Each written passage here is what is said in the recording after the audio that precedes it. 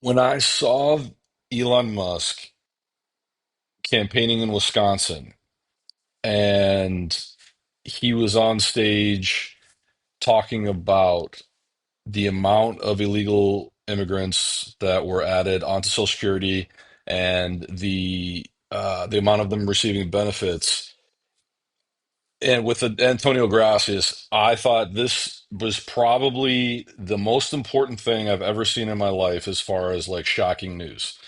Like you can talk about Watergate, you can talk about any scandal ever, and this dwarfs all of that because it is clearly, if it's true, it is the most egregious abuse of power in an attempt to just totally throw our democracy under the bus and turn us into a full socialist country.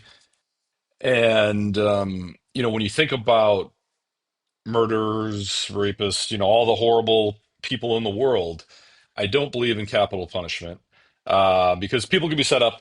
You can have political warfare like we've seen, and no one should be unalived because of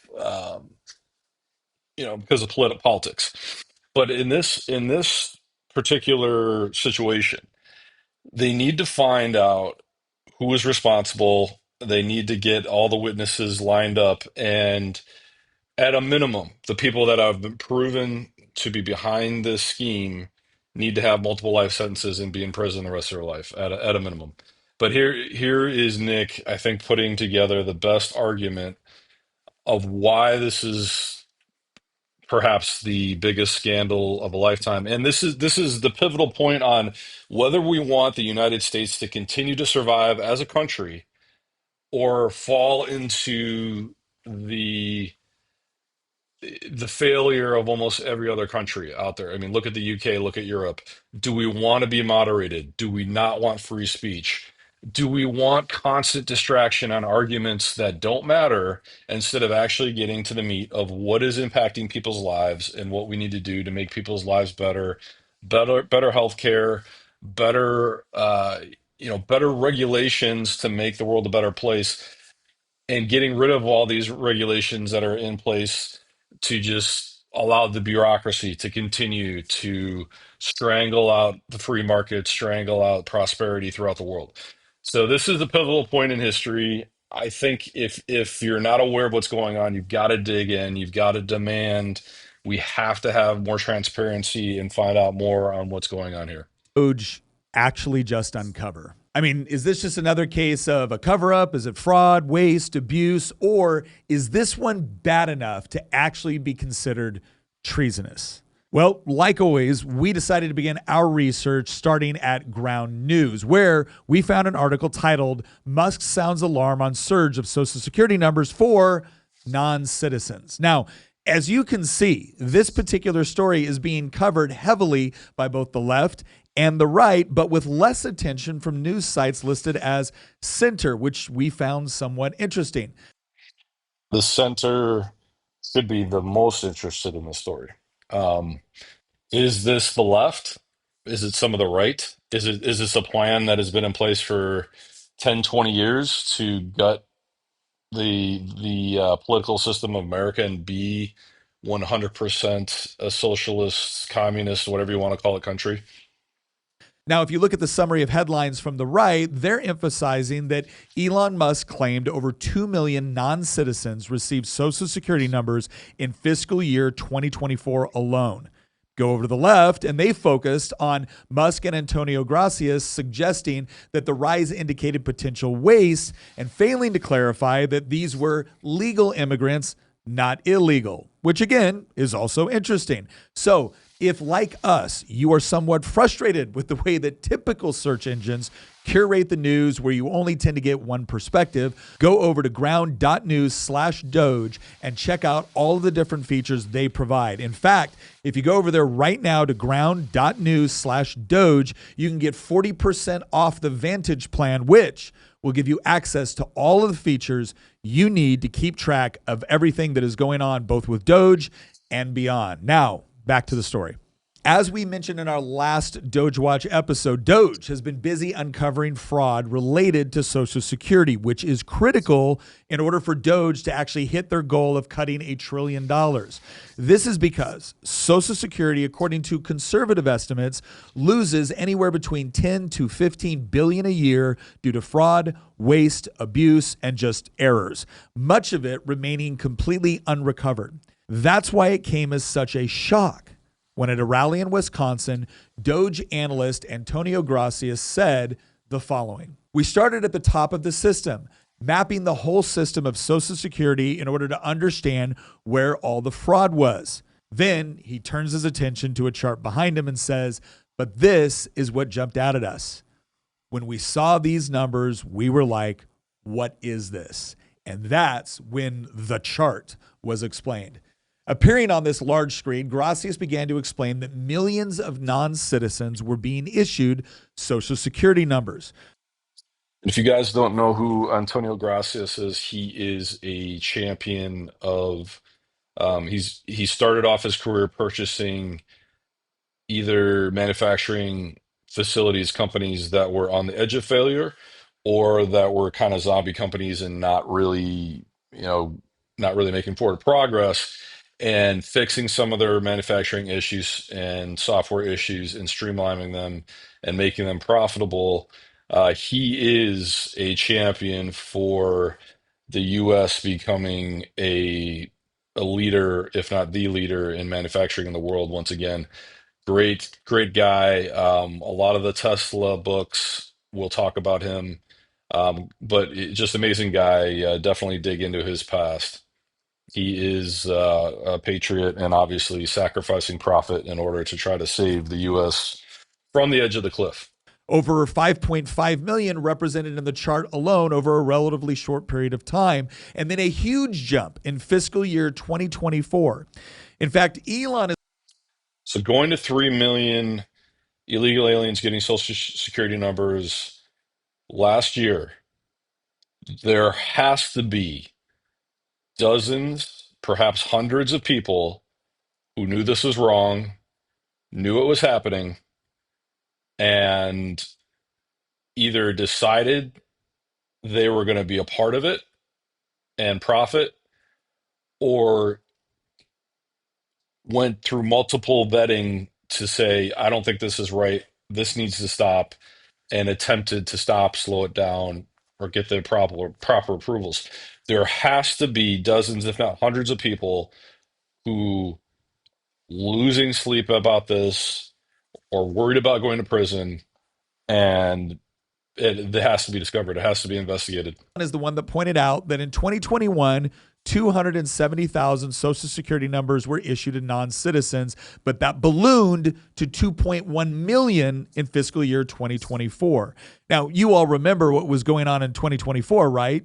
Yeah, it was a presidential election. But our good friends at PolitiFact were on the job, and they were very, very quick to point out a few things. One, the federal government does, in fact, legally issue Social Security to non-citizens who are legally authorized to work in the United States. And this fraud is the biggest argument why this needs to stop. The federal government needs to stop issuing Social Security numbers to anyone who's not a citizen. They need to have a separate system that is not allowed to access Social Security number, Social Security payouts, Medicare, Medicaid. There is no way anyone should be receiving more benefits than a veteran who has fought and been injured, or families who have died fighting for this country. There is no way anyone should be receiving more benefits than them. That's it, period. The system is broken. They need to detach anyone becoming a citizen from the Social Security system immediately.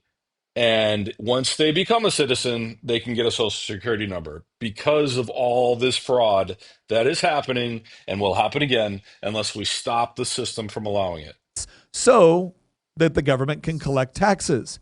Two, only U.S. citizens can vote in federal elections, and having a Social Security number does not allow immigrants to register to vote in federal elections.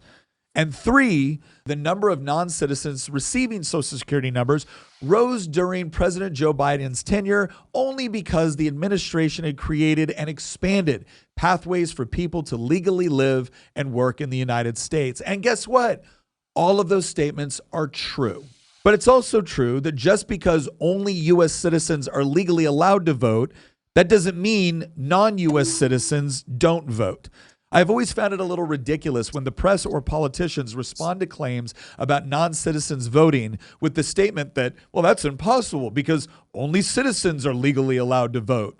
Well, yeah, genius. And only people entitled to Social Security benefits are supposed to receive them. And yet, billions are lost every year to fraud, waste, and abuse. So maybe, just maybe, the same people that have been relaxing voter registration and ID laws at the same time that you've allowed record numbers of people to enter the country illegally doesn't give us all a warm and fuzzy about your actual intentions. And going back to whatever, 6 years ago when this debate started, I am sad that I actually believed for a moment that they were saying it was that there wasn't illegals or non-voters or dead people or whatever voting, and that there wasn't fraud in the voting system. Both sides do it, but now it is so obvious, it is so egregious, and it just shows how horrible Kamala Harris was as a candidate, that she was barely able to win in the states that did not have voter ID laws. And it was clear that this massive fraud is being pulled over the eyes of the American people, and that Trump won. I mean, he won by clear margins, but the fact that it wasn't closer, and guys, for the I don't know how long, for most of my adult life, I've thought it was always highly suspicious that every single campaign, it doesn't matter if it's presidential or not, every time that there's voting, it's always 49.5 to 50.1 or whatever. It's always almost exactly 50-50. There is no way that almost every election that it's always almost 50-50. It's just not possible. It just shows that the people in power are gaming the system and manipulating the system. But like I said, PolitiFact is not technically wrong. There is an established and legal program whereby non-citizens receive a Social Security number in order to legally work in the United States. However, while possessing a Social Security number does not, in and of itself, guarantee access to benefits or privileges of a U.S. citizen, it is important to note that the Social Security Administration, not to mention local DMVs in states with motor voter laws, don't exactly have the most pristine record when it comes to preventing fraud. For instance, last week, DOGE said it had removed approximately 7 million Social Security accounts belonging to people listed as being over 120 years old. DOGE has also found through its audits that Social Security databases included 20 million dead people marked as alive. Gee, do you think maybe So 27 people removed just out of obvious duh. They're dead or over 120 years old. So if there's 27 people that were removed that are obviously fraud, how many more in the system still that are fraud, that are under 120 years old and are filing multiple whatever? And the fact that AOC and whatever, what's her name, Crockett or whatever, both had dead family members they were receiving checks for many years, and it barely made the news. The reporters and these in all of these left wing, it's they should be ashamed of themselves. It is so unbelievably ridiculous that we're literally looking at the end, possibly the end of the republic, the end of democracy, the end of the US as we know it, and all they can do is just keep reporting on the same distractions of the fake protests at Tesla dealerships and things getting keyed and all that. I really, really hope that someone's held accountable, all the way up to George Soros will make the headlines, but his son Alexander as well. Like, this manipulation of our media and the public attention has to stop. any of those Social Security numbers out there could have potentially been used for fraud? But here's the deal. it actually gets worse. And this is where the dishonesty really comes into play. Because while PolitiFact points out that there's a legal process for people to be able to get these Social Security numbers, you want to know exactly how you achieve legal status and then apply for a Social Security number? Step 1, enter the United States and claim asylum.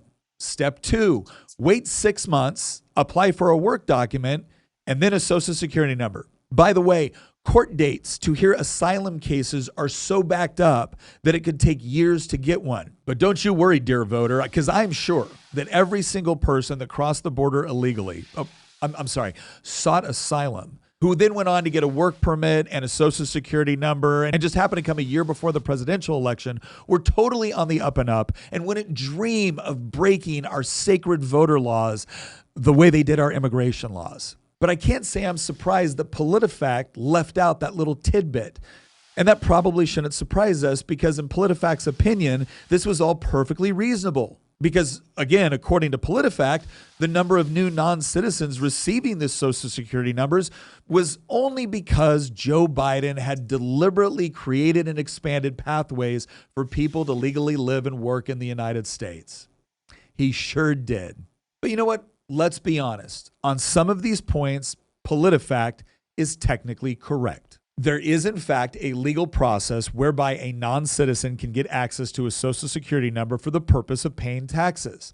If you cross the border illegally, then claim asylum and receive a court date, you are now technically in the country legally and can therefore apply for it. It is, in fact, true, as PolitiFact pointed out, that only U.S. citizens are legally permitted to vote in presidential elections. So see, what a reputable news site, because all of their claims in this particular fact check were in fact true. It's just also true that most Americans had no real idea about what was actually going on at the southern border. They had no idea what the legal process for entering the country and claiming asylum actually looked like, or how easy it was for someone who had crossed the border illegally to now get work permits and a Social Security number, or how much easier it is to commit voter fraud in states where politicians have systemically weakened voter integrity procedures just in time for the Biden administration to set all-time records for people coming into the country illegally. Seeking asylum. Now look, I'm intellectually honest enough to admit that this chart doesn't prove what may have been implied and what others have assumed. But to suggest that this is no big deal amidst the ever-mounting evidence that DOGE has uncovered of federal bureaucracy engaging in behavior ranging from the horribly wasteful to the deliberately ideological is absurd to say the least. So let's answer the question. Is this treason? Well, there seemed to have been a concerted effort to allow millions of people into the country illegally, immediately grant legal status to anyone claiming asylum, put them in a position to work and get Social Security numbers, all at the same time that left-wing nonprofits were working in conjunction with the Biden White House to register new voters and get out the vote. All while blue states were eliminating voter ID laws, refusing to purge voter rolls, and not exactly investigating likely voter fraud. Did I miss anything? Now, would all of that be enough to convict anyone of treason in a court of law? No. But it should be plenty to convict people in the court of public opinion. Yeah, guys. So, what do you think? I mean, what is the end game here? Like, obviously, he expressed his opinion that he doesn't think anybody could actually be charged with crimes. Um, yeah, I mean, obviously, court of public opinion at a minimum, but I mean, I think it should be much more investigated, much more transparent. I don't necessarily agree with that opinion. I think that there has to have been some deliberate crimes committed here, but will it ever come to light? Probably not.